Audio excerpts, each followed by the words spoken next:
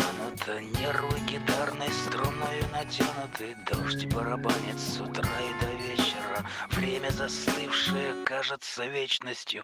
Мы наступаем по всем направлениям. Танки, пехота, огонь артиллерии. Нас убивают, но мы выживаем. И снова в атаку себя мы бросаем. Давай зажги, давай, брат, до конца. Давай за тех, кто с нами был тогда. Давай зажги, будь проклята война. Помянем тех, кто с нами был тогда. Небо над нами свинцовыми тучами стелется низко туманами рваными. Хочется верить, что все.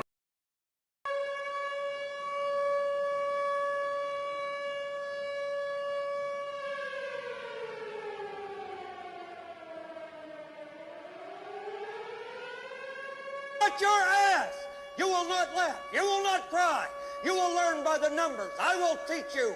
Now get up!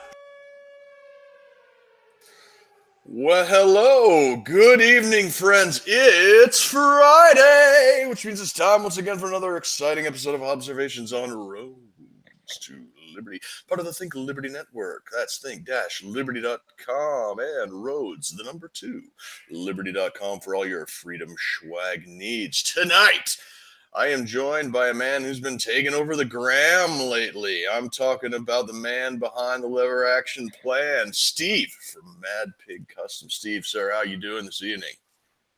I'm good, man. How you doing? Oh, fantastic, man. So, I've noticed that that your products lately have they just come out of nowhere, and they really kind of took over the social media sphere. First off, tell us a little bit about yourself and kind of where you're at, what it is you do, and what was your inspiration behind it. Sure. So, so Mad Pig Customs, we're gunsmith shop here we're in Connecticut. Me personally, I started Mad Pig in 2015, I think. We started out as a Cerakote shop. I was bored, frankly. I was doing consulting and in emergency management and needed something to do, and found an ad on one of the local Facebook pages that said, "Hey, we need someone who can come spray Cerakote." I knew how to spray, so I went there, and they were doing production runs of Cerakote for Kinetic Development Group for all the SCAR rails. And so I started doing that, and then I was like, well, this is kind of cool, but we can do more. So we started like doing guns because they had their FFL, and we started the company, and now it's kind of branched off into this whole its own little animal here that just seems to kind of grow every day. Awesome. So it's been a bit of an adventure. Yeah, it sounds like it. So what's the story behind the name Mad Pig? I wish I had something cool, but to be honest with you, like it's a horrible story. It's my first partner. We could not agree on a name, and for whatever reason, I think it was me that came up with Mad Pig, and he's like, "Well, I don't hate it," and I'm like, "All right, well, I don't hate it either. I don't like it." And so it was the only thing that we could agree that we didn't hate. So we kind of ran with it. A few years ago, before we were kind of well known in Cerakote world, but we weren't super we weren't what we are now, at least. I tried to rebrand it. And I started asking around, and people got very upset. They're like, no, we really like it. I was like, why? I don't know. It's just two words put together that we just it was the only thing we could agree on. So that's a very anticlimactic story of that. I've had people ask me, because I've been in the Army for the past 17 years. I'm a master sergeant in the Connecticut National Guard, and I'm an MP, and they're like, "Oh, is it because you're an MP? You know, Mad Pig, MP, pig?" No. Had nothing to do with that. I didn't even think of that until you mentioned it. But yeah, no, Oh man, I didn't even make the connection either, but that is Yeah, very yeah, serendipitous. It's like a yeah, like weird cosmic synergy. Everything kind of comes together in yeah. this slightly unfortunate mixture. Maybe it was a But subconscious thing. I don't know. maybe it was, but that I don't know. I think that's a pretty good story when you get to that end part there. That's Yeah. very very funny stuff. Okay, so like we kind of talked about before the show, you guys are doing something that is completely different from most other custom shops. And you guys work on Henry and Marlin rifles currently, Hmm. right? And I Yep. think I saw in one of your posts that you're branching out into like the Citadel Rossi, We maybe are. type. Okay, but There's one right there. yeah, Yeah. there you go, there you are. I've got another Rossi on my bench. Yeah, but what you're doing to these guns is you're taking an old American classic of the Old West and you're turning it into like a 21st century tactical lever action rifle, which when you say it out loud sounds kind of silly, but when you It see it does. in person, you're like, okay, this shit slaps. And what was the inspiration behind this? Like, what made you sit down at a workbench with a lever action rifle in front of you and go, let's put some rails on it? So it basically started out when we were still doing Cerakote. I have a friend, Phil, who's a gunsmith here in Connecticut. And he just really likes Marlins. He always has. Um, so he started kind of just building his own guns, and then he started like messing with stuff, kind of like how Grizzly Customs started doing a while back, like putting Picatinny rails on things and whatnot. But he did it in like a tasteful way, and he would Mhm. bring us the parts after he'd modify them to Cerakote. And I was like, well, this is kind of cool. Um, so Phil kind of started it, and Phil still works with us. Um, but I would say what really changed the game was Midwest Industries. Mhm. Midwest Industries, when Midwest came out with their handguard, their M-Lock Marlin handguard, it changed everything because it opened up a whole new world for this platform. Um, that's not something that I could ever or would ever take credit for. Mhm. I mean, full disclosure, the guys at Midwest are good friends of mine. I talk to them constantly, Mhm. and they brought. I think they breathed new life into the platform, and we just then kind of took it a little farther, saying, okay, well, we can put an M-Lock handguard on it, but doing that for just the sake of it, like, okay, why? What's the purpose behind it? And that's something that Mad Pig's always tried to do is like, I don't want to just put rails on things. Like I have a very simple test. I call it the Mossberg 464 test. And the Mossberg 464, if you're not familiar with it, it's basically a Yeah. Winchester 94 clone. Yeah, that hideous thing with like the AR-15 Yeah. collapsible stock on it. Yeah, that's Ugh. the test.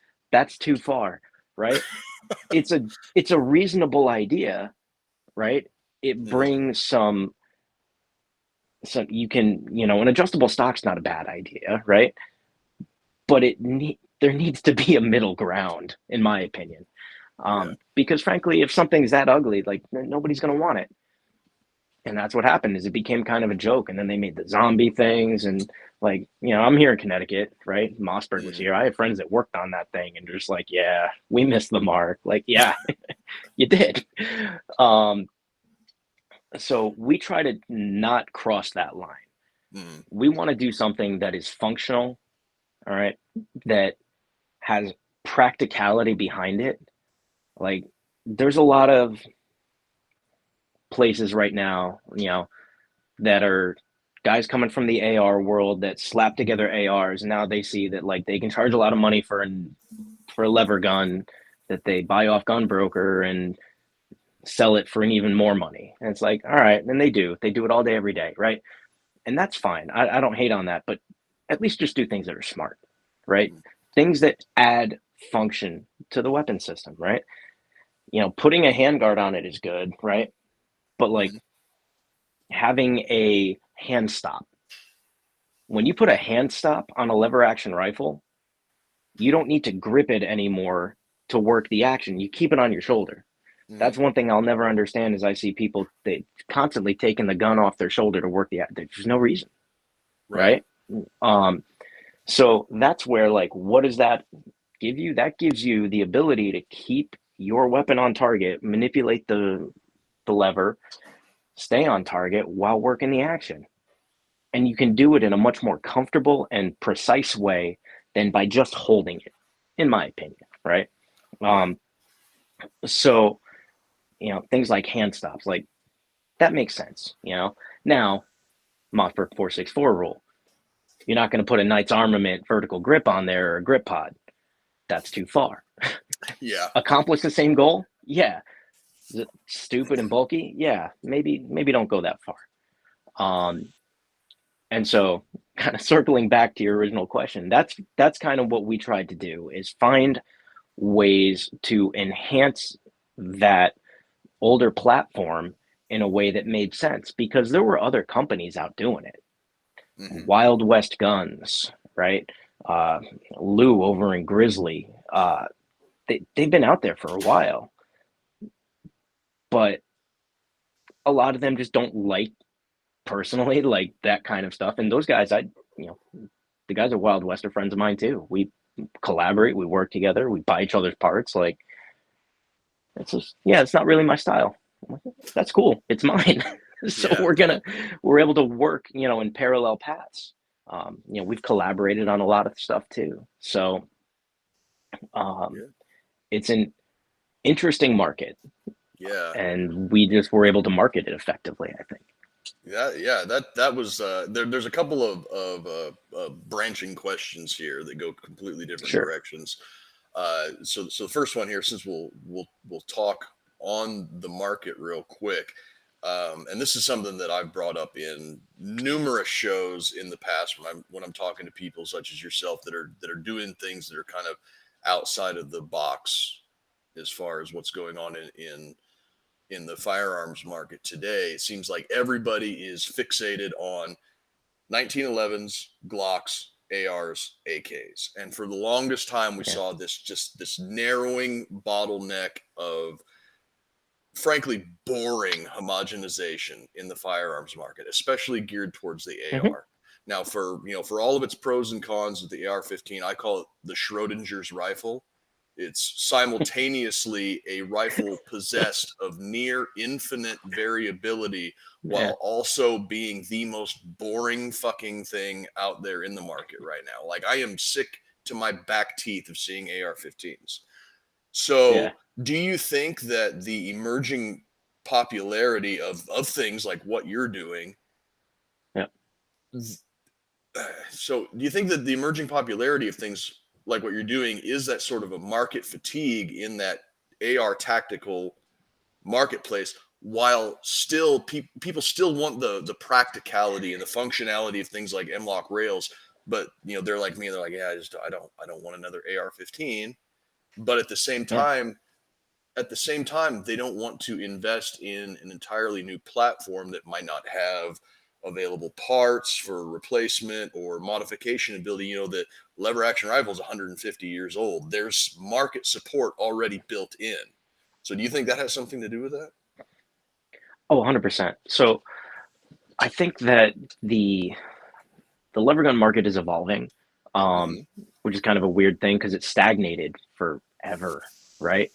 Um, but what happened, the lever gun market when we started doing it, was your stereotypical boomer FUD, right? Like that's who had they had their Winchester, they had their Marlin, and those guys hated me passionately, like in a way that I can't really describe how much they hated me. And I was like, this is one of the strangest things ever, but okay.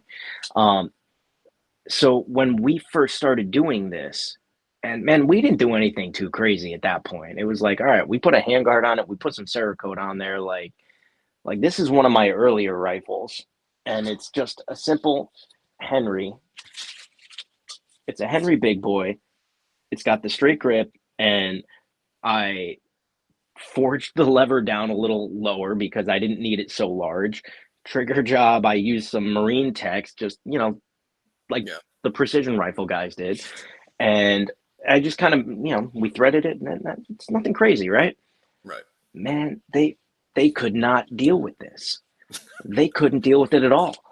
So I remember years ago, I joined a Facebook group called 4570, and they banned me within an hour, and I hadn't posted anything. They just recognized who I was, and this is before we were really popular. I was like, well, that seems a bit extreme, but okay. Um, so that's how it started. Mm-hmm. And then gradually, I think that market saturation and that market fatigue of ARs are like, because I'm one of them, just got bored with it. Mm-hmm. Those guys wanted something different. And I think we've seen that now throughout the market. I mean, like half the shit behind me is, SIGs and T36s and XCRs and Brens and whatnot, because I like those guns and I have a lot of ARs, but I like those more. Um, and the lever guns kind of fit that mold where it was like, okay, I'm an AR guy. I like what I like, but this allows me to do something different while still kind of embracing some of the features that I'm already comfortable with. Right. And then people started to look at the options that were out there, right? And so, for example, I got a lot of guys initially that were like guides, right? Hog hunters, things like that. And they're like, I want a lever gun because of, the round. It suppresses really well. And I want to be able to put some type of optic and an infrared laser on it. It's like, well, you should. That makes sense, Mm-hmm. right? There's a reason behind it, which kind of goes back to the core of what Mad Pig wanted to do. And I think as that education piece started to get out, we became a little bit more established. And we also, it's just, they're different. People see this and this grabs your attention way more than, an AR, Yeah. because it's different. That's You why I look at it and wanted you to say, what the talk to hell you. is that? That's why I wanted to talk Yeah, to you tonight, is because see, it's it something worked. different. Yeah, there you go. Yeah, so the other branching question from before, you said that the real game changer that kind of catapulted everything forward was Yeah. the Midwest Industries came out with their M-Lock handguard. And Yeah. I'm not going to ask you to speak for anybody and their inspiration behind it. Maybe someday I'll be able to talk to the 40-pound brain behind that project. But what do you know, like, why they decided to do that? Because that's a pretty decent chunk of aluminum that has a lot of machining time to it. Like I'm a machinist myself, and I look at things like that, and I'm like, Yeah. if it's an extrusion or something that makes it a little bit easier. But if you're talking about hogging something Yeah. out of a straight piece of billet, that's a lot of machining operations. So it's an extrusion. And I'm not going to speak on behalf of them, but what I will say is that if you look at Midwest, they are a very diversified company. They make something for everything. Mm-hmm. So, they got a lot of AK stuff they just launched. They've got Which looks tons of amazing. ARs. Like, yeah, right. It's pretty cool, Yeah. isn't it? They're like sneaking in there and getting that market niche for the Zenitco stuff that we can't get anymore, which I think is pretty Smart. cool. Yeah. Yeah. But sorry, I interrupted you. No, not at all. And then they just, I mean, dude, they make an M-Lock handguard for an M249. They make something for everything. Mm-hmm. And I don't think that they initially expected the response to be what it was. It was just going to be just another product they offer, right? And they'll do a limited run, and then it just got much, much bigger, I mean, talking about the market, like, no, go ahead. I was gonna say, did this kind of a chicken and egg scenario? They came out with it and figured it was just going to be another product. Is kind of the explosion in the popularity of it? Is that due to you and your products, or did they just kind of like synergistically come together in a nice little happy accident. I mean, I don't think I'm really arrogant enough to say that it's because of us. I think it was something that struck a chord. Um, I will say that we helped because um, we brought attention to it, where Mhm. maybe shined a light on things that more people would see. But like even back then, we weren't that well known. So like how I don't know that I could take credit for it. I certainly wouldn't presume to. But I think one thing with the market is like we've expected the actually, you know what? I'll give Henry credit for it because Henry, with their X series gun, and I'm not talking about like the one they make now. I'm talking about the one that they debuted at SHOT Show many years ago that had the Midwest handguard and the optic rail and all that stuff. The one they didn't make, um, that one really shined the light on it, and it brought attention to the lever gun as like, oh wow, this is something that is different that we can upgrade in a meaningful way. And then we just kind of carried the torch. Um, so I think, I mean, you were talking about like market support and things like that, right? Industry support as far as lever guns go. It existed prior to Midwest. Hmm. However, every gun that you had was still going to look like the gun before you did anything to it. Hmm. Just kind of did. Like Wild West gun triggers. It was all internal stuff, which was great because it's important. It's good. We put a Wild West guns trigger in every gun we build. But it's not enough to change it and make it be like, oh, this is different than grandpa's deer rifle, right? Hmm. So I think when Midwest started doing that and then the options that came out after that, that's really what helped kind of continue to build the demand, you know? So there's a Some lot that goes into it. I just don't know. There's a lot. Sometimes the world just manages to bring the right elements together at the right time, and something wonderful happens. And that seems to Yeah. be what happened here. All of the cards fell into the right places where they needed to, and now Mad Pig Customs has taken over Instagram. Well, I don't know about that, but Well, when you're like I, me and the only thing that you use Instagram for is to subscribe to gun and gear companies, I see you guys' stuff like everywhere. yeah. It's like half my feed is some guy gooned up like he's about to Halo drop into Fallujah with a 4570 with night vision on it or something. It's just like it, this is peak aesthetic. But it's funny, man. Like, I think the best feedback I ever got for any of the stuff we did was when we did it for Mike Jones for Grantham. We hmm, built him those two rifles, and like I loved it when I watched the video because I had no idea how it was gonna go, And he's like, yeah, "We're gonna do like it's gonna be kind of a humorous one," and I'm like, "All right, cool, whatever. We'll see how this goes." And at the end, he's like, "I thought this was gonna be stupid, and it's fucking cool or yeah, fucking dope or whatever he said." And I was like, "Yeah, that's kind of what we're going for. Like, I want to change your mind, you know." Like, I don't want to be the company that puts fucking red anodized parts on your lever gun. Find somebody else for that. That's not me, right? We're not gonna do that. Not to say we wouldn't do like different colored parts, but you know what I mean. Like right. there It's needs not to the be a point extent of to what it. you're doing. Yeah. No, I'm not gonna do dumb aesthetic stuff. Like Hmm. there's other companies for that. Yeah. Yeah. So I guess kind of one of the things that you're being very humble on your influence towards the market or whatever. So I'm just going to kind of throw a grenade out there, and we can address the elephant in the room. So there have been three products debuted in or around SHOT Show. These magazine-fed tactical lever actions. Sure. The Yep. POF Tombstone, the one from Hmm. Fight Light, and the one from Bond Arms. Bond. Yeah. Yep. So, do you think that was in response to what you're doing? So I I can only speak to two of those. Because I 2 out of have, 3 ain't bad. yeah, and the reason being is I have not touched, held, seen the Fight Light gun in person.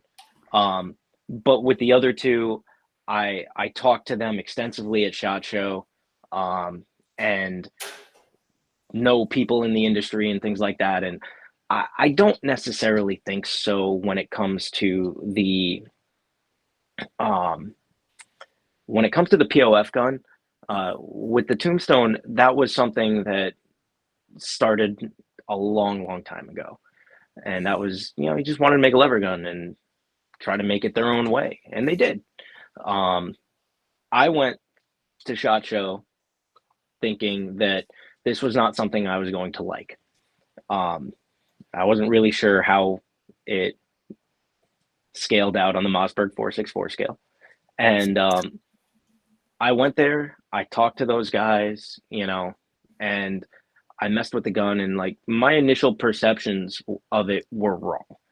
Um, Now that said, I have not gotten a gun yet. I haven't put rounds through it, so this is all kind of just from my initial just handling of it.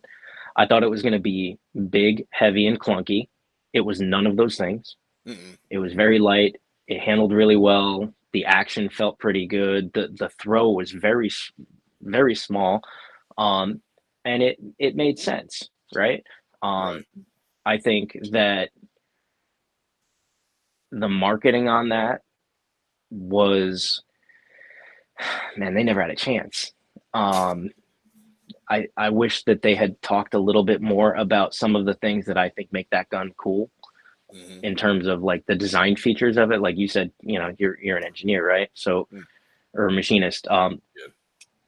There are certain aspects of that it already has a really good trigger on it.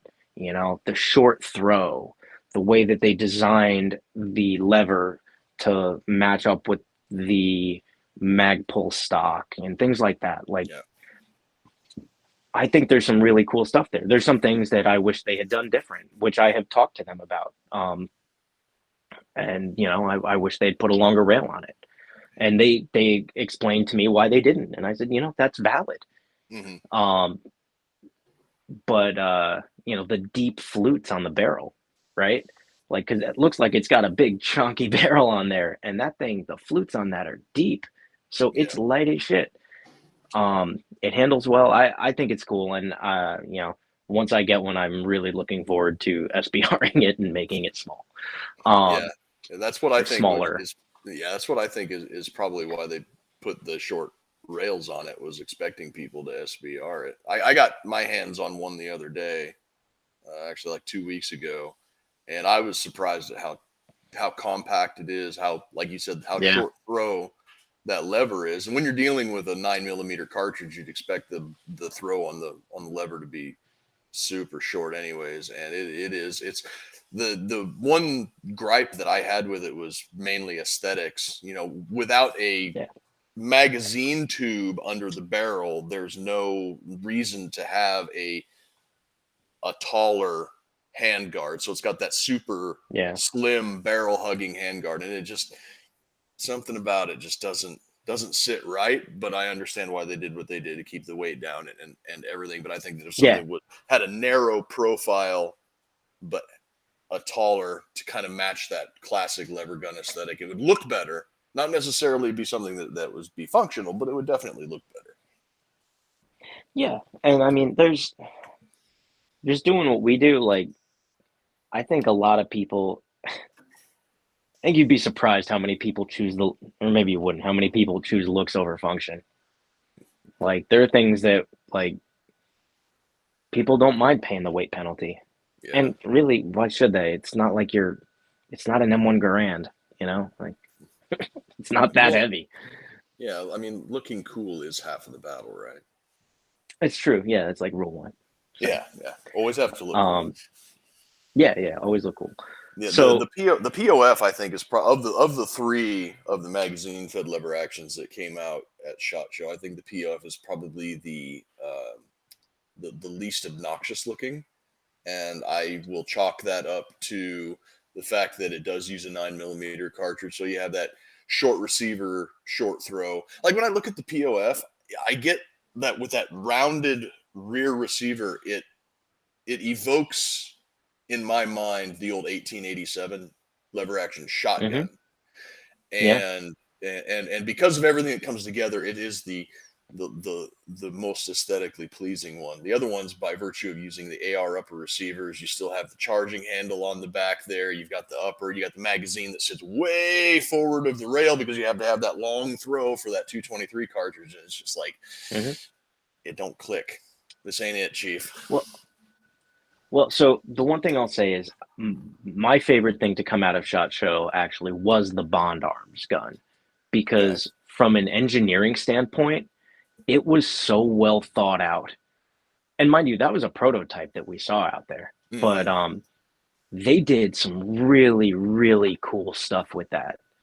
That a lot of people don't realize because they're not nerdy about lever guns, and I wouldn't expect them to be. So one of the things that I loved about that was just talking to the guy that helped design it for a while. I mean, the way he did it, he didn't just copy somebody else's design, right? He went and he's like, well, he designed a lever gun from the ground up that could be compatible with AR parts, right? And then he took some of the best parts of other lever action firearms designs and he put them together. One of the things he did that nobody's done, and I wish I had thought of it first, but I didn't, and he patented it, is he put there's an interchangeable lever. Like it's dovetailed in. So the finger of the lever doesn't change, but you can change the loop out to whatever you want. Oh, like, yeah. damn, I wish yeah, that's why those dovetails are in there. So you can change that out, which means that if you have a different stock that you put on there, say you have a more traditional 870 stock or something that you want to put on there, like you can do that and you can put the lever to match without having to mess with the finger, which is so important when it comes to lever guns. So all this stuff that interacts with the inside of the gun, I mean, that's where you make your money. And if you start, like, that's my issue with someone like, I don't believe there's a whole lot of drop-in parts when it comes to lever guns. And I say this is somebody that's manufacturing parts and selling parts for lever guns. There's only so much you can do that does not require fitting. Right. It just is. It's the nature of it, right? They're not ARs, no matter how much you want them to be. So what he did was I thought it was very smart. And he was just a super nice guy. So I'm really looking forward to seeing what they do with that. We have talked and are probably going to collaborate a little bit as that design gets a little bit further, a little bit more mature. But like, I think that thing is just very intelligently done. And I didn't get to mess with the Fight Light one at all. So I have no idea. Yeah, I think that the Fight Light stuff is kind of vaporware. I don't think they do. They make a lot of stuff that you never see anywhere. But who knows? I still see some of their, what is it, the SCR, the AR upper semi-auto with the traditional feature of the stock. So I still see those crop up in pictures from time to time. But who knows? Yeah. They might be their big money maker moving forward. You never know. I think people also, we get a little too focused on the whole like America side of things because there's a whole export market. Like our friends up north, that lever guns are now a very real and one of the only options that they have. So yeah, POF, this thing could tank here. I'm not saying it will or is, because I don't think that's true, but that thing is going to fly off shelves in Canada. So I think that there's options all over the place. I've seen the POF with, like, I think they make like, what is it, 5 or 10 round mag that's pretty much flush with the bottom of the receiver. It looks much cleaner, But that is good news though for places like Canada, California, which is the one kind of consistent talking point that I see when people take a look at what you're doing, and they're like, Yeah. oh, what's the purpose of this? This is stupid. It's like, well, not you can't go out and just buy an AR or an AK or something like that everywhere. There are places where things are restricted, and if you can get something that is above board legally and has a lot Hmm. of the functionalities, things like railed handguards for flashlights or lasers or whatever, that you could prop up next to your bed as a bump in the night gun and still be above board legally and everything. That's a market niche that needs filled for a lot of people, because everybody deserves the right to self-defense, and you Yeah. are handling that for people. Yeah. I had one customer, and I'm going to kind of throw a grenade into that line of thought, frankly, is that setting aside Canada, right? In Hmm. the US, I'm in a banned state. I'm in Connecticut. Hmm. Um, the majority of the builds that I do are not to banned states. Okay. And when they are, it's not a reflection of, well, I wanted this for self-defense because it's all I can get. Because here in Connecticut, we have Connecticut legal others. So you can still buy an AR. You can still buy in pretty much most states you can do that too.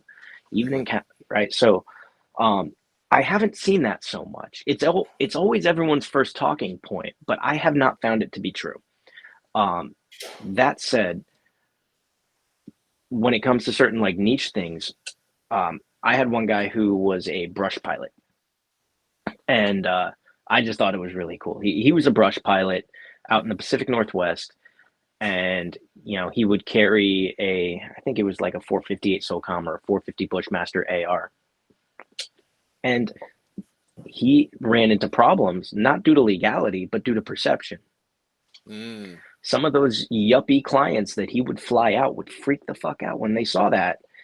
And he's like, man, this is just not worth it. Like, the money's good dealing with these people, and I'm not trying to ruin their trip or anything. He's like, so I built him a thumper that they didn't blink twice at. Yeah. And it did everything he needed to do, allowed him to keep, himself and his clients safe from bears, um, without freaking out people. You know, Not everyone's going to have the same opinions as we do, and I don't, right, wrong, and different. When there's business, and I think that makes sense to sometimes have to cater that way. Yeah. So Yeah. not That's everyone's going that. to agree with me on that. I know that, but That is something that never came into my mind, was the like you say, your friend who did it for perception reasons. So we got a question over here in our comments. sure. Plains Prepper wants to know: did the Bond Arms lower have a magazine release that's reachable without having to remove your hand from the grip? It looked like it in pics, but I couldn't find if it actually did. I think so. Yeah, it did. I'm like 99% sure that it did. Um, Which is nice. yeah, I want to say yes, Okay. All right. So and I that's think a bolt that's catch too. hmm, that's That's pretty neat, because that magazine well being that far forward, that was another Hmm. another sticking point that kind of popped into my head as far as both of those, that one in the fight line, Yeah, but having the mag release where it makes sense is a nice thing to have. I think he Um, had like a linkage thing set up that was yeah. actually very smooth and smart, and it worked out well. All right. Very very good. Okay, so people who may or may not know some of the backroom dealings in the firearms industry know that a long time ago, in the dark times, Marlin was bought up by Freedom Group and then Hmm. run into the ground, and then they were Yes. recently bought by Ruger. So Hmm. now Ruger owns the Marlin brand name and is making Marlins themselves. And I had a couple of guys at work who were interested in possibly purchasing one of the new, they called them Ruglins, and they I wanted me hate to that show ask. so much. Yeah. They wanted to know if you had seen an appreciable difference in the quality of the guns coming out of Ruger as compared to the Freedom Group and even the pre Freedom Group Hmm. Marlin guns, and whether or not it would be worth waiting around for one of the newer Ruger Marlins to become available. Sure. So, I think I get kind of a unique perspective with this. And full disclosures, I work directly with Marlon on certain things, directly with Henry on other things, and um, they, I love what Ruger is doing with Marlon. Hmm. Um, so before I kind of go into that, I want to talk a little bit about the history of the companies a little bit, or the company a little bit. My shop is 20 minutes from not even 15 minutes from the original North Haven, Connecticut factory. We have guys walk into the shop with that work there. We've had some really neat stuff come in that had like prototype stampings on it. It's kind of funny how the guys bring in like their rifles from like the North Haven days, and they're the nicest guns you've ever seen. We're like, well, yeah, that they made them real nice for themselves, you know. Yeah. But what it comes down to is towards the end of the North Haven days, the Marlin tooling was just getting worn out, and it Hmm. had never really been modernized. They weren't doing as much CNC as we do now. Everything was still being made by hand, and you can see that when you look at the guns. You know, there were problems. Um, well, I'll get into it when I talk about the new ones, but don't let me forget to talk about how the stocks crack, because that's a big thing. Um, Yeah. so basically, they were building them the same way they'd always built them, in spite of modern technology, right? There were little things here and there, but it was still being done largely the same way. And some people will say that that's better. I agree to a point, but not in others. When you look at those guns, look at their chambers and look how rough their chambers are. You can see the machine marks in their chambers. That's not a good thing for anybody. I don't know why. And that continued on when they went up to Ilion, New York. So when Remington bought them, and Remington, well intentioned at first, was like, okay, well, we're gonna try to make this to more modernize the production line, right? Make it more efficient. That's a corporate thing to do. It makes sense. Good business, right? Well, the problem is they didn't do it all the right way. They didn't take the time, and they certainly didn't make the right investments that they needed to make. And then they just started skimping on QC as the Freedom Group fell apart. Mm. So I've seen guns. I mean, we've done a lot of guns, um, and they come from all eras. The Remington guns, Remington had the ability to make really nice guns. They also put out some just absolute crap. Um, I don't think they're as bad as people make them out to be. Like when I see guys like, "Oh, it's a Remington gun, I'm not going to buy it." Okay, fine, don't. Like Yeah. it's probably going to work okay. Um, there were some that were bad. I had one that had a bent barrel. Like it was just Ooh. the shoulder of the barrel where it threads into the receiver was not true, right? Mm. Um, so that's not good. That is an extreme. But for the most part, the problems that I think a lot of people lay on Remington were just kind of inherent design issues that had never really been fixed. So an example of that would be the loading gate on a Marlin. Um, the loading gate, and I'm not talking about the strength of it, I'm talking about how sharp they are. Man, Hmm. I have cut my fingertips off more times than I can count on those things, right? The other thing that they did was they would take the bottom metal right here and the receiver, and they would glue them together, Hmm. and they would grind them. They would fit them together, so everyone is fit different, right? Right. Um, that doesn't really need to be a thing with modern machining processes, but that's what they did.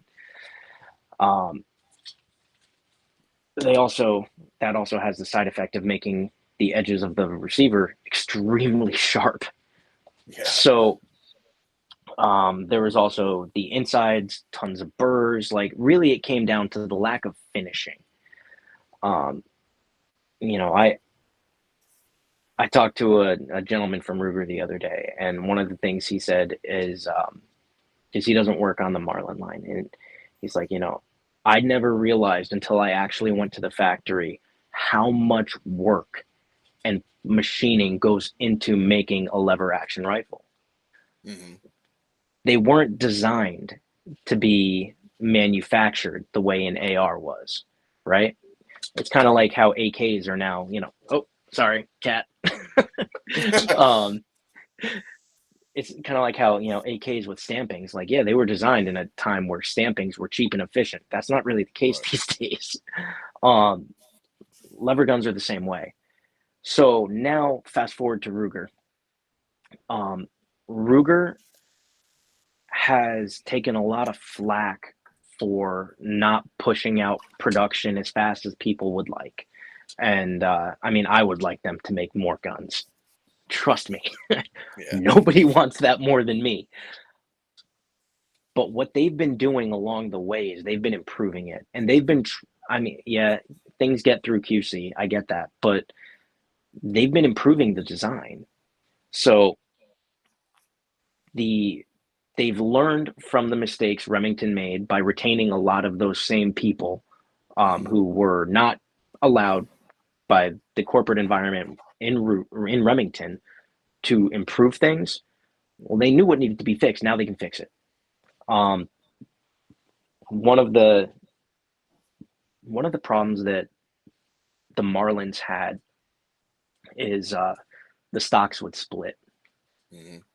It was just the nature of the way that they were cut, and most people would never see it unless you took your stock off. When I did some small videos about that on my Instagram, you can look at that. Steve Fisher sent me a gun that was completely locked up because it had broken off the little ear on the inside of the stock, and it had wedged itself under the hammer strut. So, things like that aren't supposed to happen. That was one of those things that when Ruger took over, some of that management stepped in and said, these are things that need to get fixed before these go out. We need to get back to the drawing board and figure out how to fix these problems so that we don't have them happen again. Mm-hmm. They've been doing little things that most people will never see because they don't take their guns apart to the level that I do. And they probably shouldn't. So I'll just give you a few examples. So one of the problems with a Ruger is not problem, but the hammer is flat and it fits in between two kind of ears on the inside of the receiver. Well, that's a lot of drag on the hammer, just like a 1911. Right. So what Ruger has started doing is they now machine down the inside of the hammer, and they have just a bearing ring. And that's the only thing making contact there. I think that's brilliant. It's a little thing that no one's ever going to know because they never take their hammer out. But I do, and I see it, and I think it's smart. Another thing they did is they've started putting on the magazine tube cap on the end of a Marlin. It's always just been flat, right? The spring just pushes up against it. Well, they put a little locator tab on there. How important that is, I don't know. But you know what? It shows that they're actually taking interest in fixing parts of it. A spiral fluted bolt, it's not just for aesthetics, right? Mm-hmm. One of the things, so the Garantham video that he did with the winter tests, right? Yeah. I would never advocate anyone dump a bottle of water in their gun in sub-zero temperatures. I did it myself last weekend, actually. Because we're working on some ways to try to help mitigate certain things. But at the end of the day, like a lever gun, everything interacts on the inside right here. And if you fill that with water and ice, that's it. There's nothing you can do. However, if you get a little bit of condensation in here, the bolt will stick. On a flat bolt like this one, it will stick. Guys that have been hunting in the Northeast or the North, we'll say, for decades, like, they see it. They're like, yeah, my Marlin has always done that. You need to let it warm up a little bit. the way that they spiral fluted the bolt where it wasn't extreme and nickel plating it helps mitigate that kind of stuff. So yeah, they're constantly making changes, and that's one of the other cool things. Like one of the guys I know at Marlin now, it's like a little game. He's like, every time I institute something new, I just wait to get a text or a phone call from you to see when you see it and if you got it. Um, some of the things I wish they kind of advertised a little bit better too, like they wire EDM all their shears for a more consistent trigger, right? Mhm. Now, I wish they would just put a Wild West Guns trigger in everything, but they don't. That is your option. But they're making progress and they're doing these things to improve the product. So would I say that they're better? Yes. Cold hammer forged barrels? Yes. They don't have the same chatter marks in the chambers, right? They're actively working to fix the problems that they knew they had. And Ruger being the giant company that it is, how much marketing do you see from Ruger that's done the way other companies do it, like smaller companies? You see Ruger going out and like sending guns to Garand Thumb and stuff like that. That's not really how that goes. They don't have much of a social media presence, right? Mhm. Because they don't have to. Right.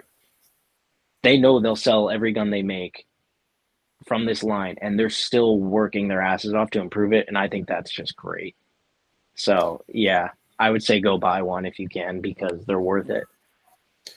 Yeah, I watched a military arms channel video. He got a hold of one of their newer 4570 SBLs, Mm-hmm. and he was kind of like digging into some of the minutia in there, and the impression that he came away with was that Ruger is incredibly proud to have the Marlin name Yes, brand and the work that they're putting into it. It just like the little things that you were just talking about, it shows that they are taking it seriously and they're in it to win it for the long haul with this name brand. And they're they making are. Marlin great again. They are, and it's kind of cool because there was a lot of potential with it under Remington that just was never realized. The dark line, like Ruger has some really cool stuff that they're going to come out with, and I'm here for it. So I'm, I'm Awesome. looking forward to all of it. You know, Yeah, me too. I'm a big fan of what you're doing. What you're doing right now is a little bit out of my price range currently because I am uh, perpetually stricken with the terminal case of the poor. But one of these days, I'll have one of those awesome 4570s. I'll be throwing pumpkin-sized chunks of lead at things downrange, which is always a treat. What's next on the horizon? Is there anything that you can get into, or any exclusive drops that sure. maybe I can give to the 5 or 6 people that regularly watch this?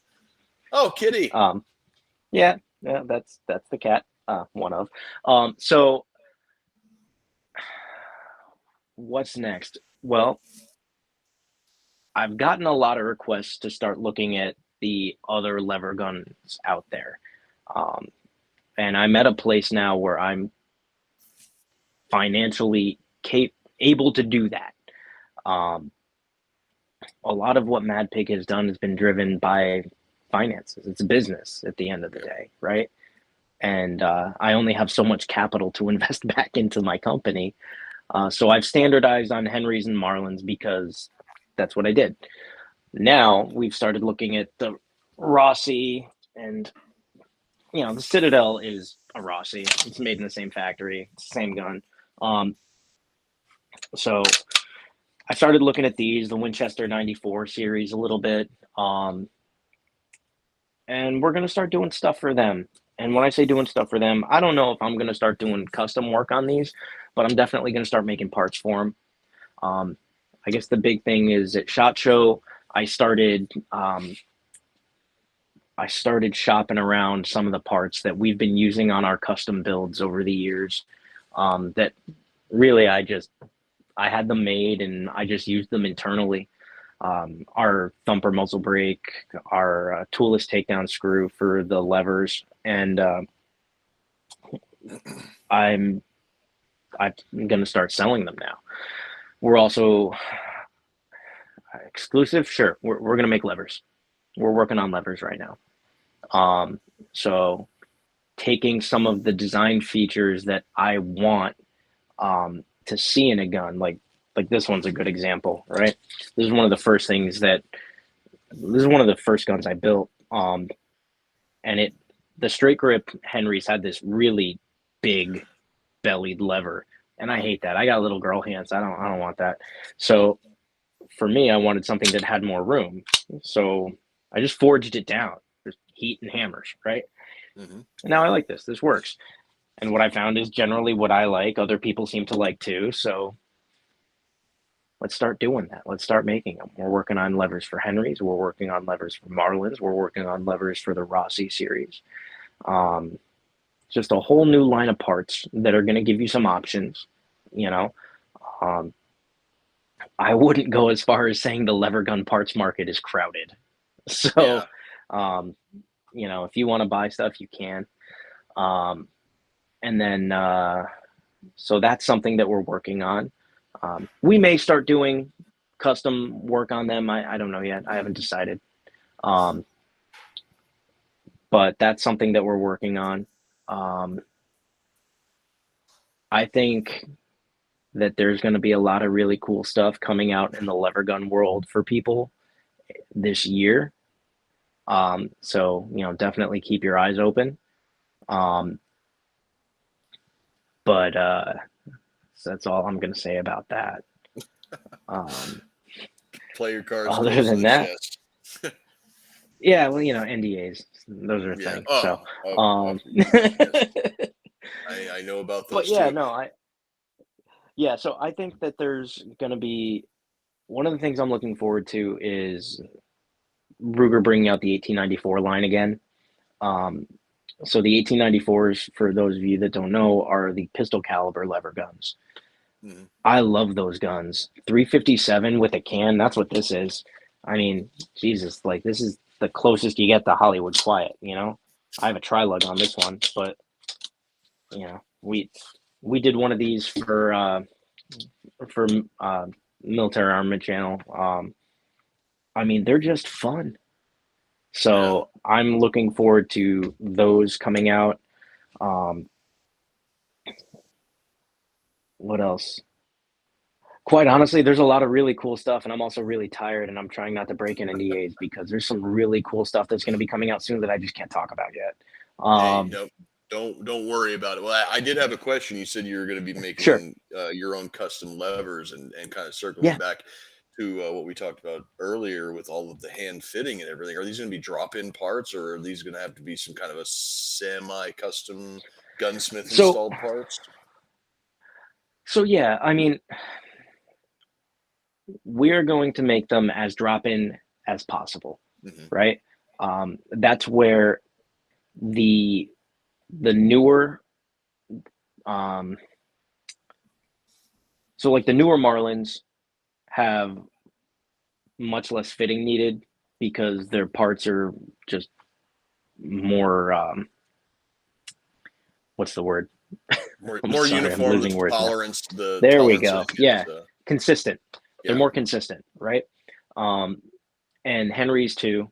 So I think as we've shifted from the old 60s, 70s hand fit Marlin guns to the current crop, which are much more consistent in parts, I think you're going to see a lot less in terms of needing hand fitting.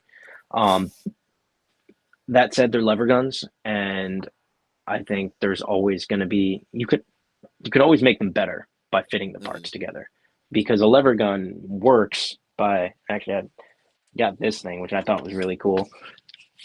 It's a Nerf gun. No. But like the way that it kind of interacts is pretty much the same as a real one, and there's a lot going on in there, you know what I mean? There's just a lot interacting. So there's always stuff that you can clean up at the same time if you don't know what you're doing. There's also a lot of shit you can break. So that's that double-edged sword. But yes, when I'm talking about the parts I'm releasing, they're going to be drop-in parts. There are some gunsmith-only parts. I wouldn't say gunsmith only. Like, so, for example, muzzle brakes. My muzzle brakes I designed to work with my guns. So if you cut a Marlin 336, so the 30-30, to between 14 and 17 inches, the barrel diameter is different at the muzzle on a 20-inch gun than it is at 14 inches because of the taper of the barrel. Mhm. My muzzle device is designed to be the correct outer diameter to have a near seamless look at those distances when you cut that barrel, right? Mhm. And they're threaded to half 28 so that you can actually thread them on. Um, so for that, yeah, that's designed for a gunsmith because it was designed for me. So I've sold some of them to some of the gunsmith shops out there that are working on Marlins, like Spud 9 Gunworks down in Florida, OSS Outfitters down in Texas is he's got an order in, and we're also going to be selling those through Rainier Arms as well. So those are the kind of things that, like, it's still a half by 28 muzzle device. Circling back to the whole Bond Arms thing, when we were at SHOT Show, I had one in my pocket. I threw it on I think it was a Faxon pencil barrel, and the thing looked really cool. So I put it on my my M16 with a Faxon pencil barrel. It worked pretty well on a full auto 5.56. Not what we designed it for, but it worked. Um, so we're just trying to bring some options, but the majority of stuff is going to be a drop-in part to let you kind of, if you don't either can't afford or don't want the full Mad Pig setup, do it yourself. Awesome, man. So we're coming up on an hour. We're actually like a little bit over an hour here. So we'll let you get back to doing the Lord's work out there here in All a right. couple of minutes. But one final question, and then kind of a Sure. tangent off of that, is with the Okay. way that the market is going right now, do you see uh, a lot more manufacturers maybe try to get into the lever action market? So you got Bond Arms and Fight Light and POF are making essentially brand new designs, and you got Yep. legacy designs like Ruger making the Marlins, and you got the Henrys and Mossberg. I think they're still making theirs, but I don't think they're all that popular really. And then you got like the Italian imports like the Rossi and stuff. Some of the older legacy designs. Do you see, if not rehashes on classic designs, maybe something completely brand new like the POF and stuff? Or what do you see coming forward? Um, so I think that we're going to see companies that have traditionally done more traditional guns, like traditional designs, like the Rossi R92s, right? Mm-hmm. Um, Expanding more with like the Citadel line. We're already starting to see, you know, Turkish shotgun companies that are frankly just flat out ripping off American companies' products Yeah. and just manufacturing them there with slight changes. Like they did that with the chisel stock for a 410 shotgun and the Midwest handguard. Um, so we're already starting to see that. I think you're going to see. No, I don't know. This is just my opinion. Um, I think I would be shocked if someone like Rossi did not come out with some type of tactical lever gun. I mean, I just it already exists. The factory's already making it for Citadel, right? Mm-hmm. Um, so I think you're going to see stuff like that. I have to imagine that Ruger is going to come out with some variation on the Dark series at some point. Um, they're getting into the 336s next, so that's the next order of production is the 336 3030, which they debuted at SHOT Show, and that'll be released in the next month or two. Mm-hmm. And then the 1894 and 44 mag, um, that's coming out next, and that'll probably be summertime.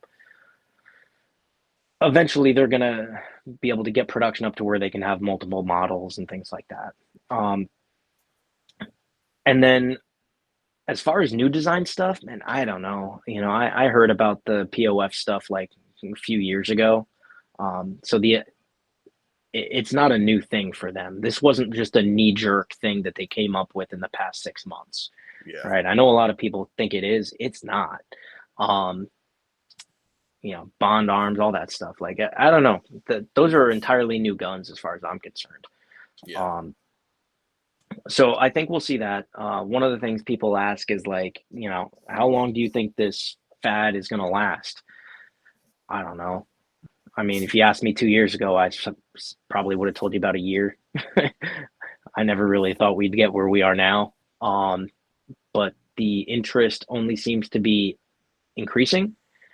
So I think there's still a lot of life left in the lever gun. I really do. So we'll see what the next year has. I think Yeah. there's a lot of really cool stuff coming out, and that'll really kind of stoke the fires even more.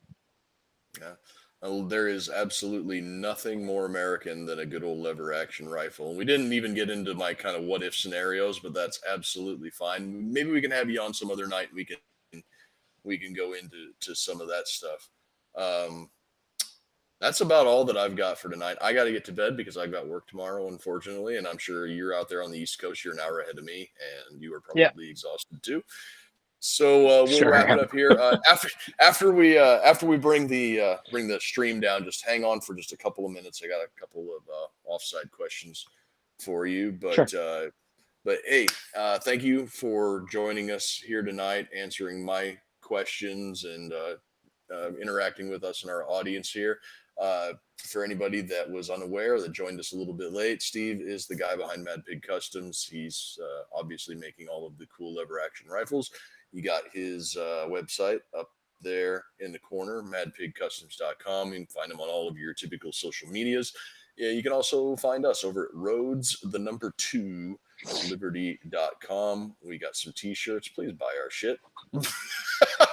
That's about all that we've got for tonight. For me, for Steve, for producer Ben in the background, thank you for joining us tonight. Y'all have a good evening.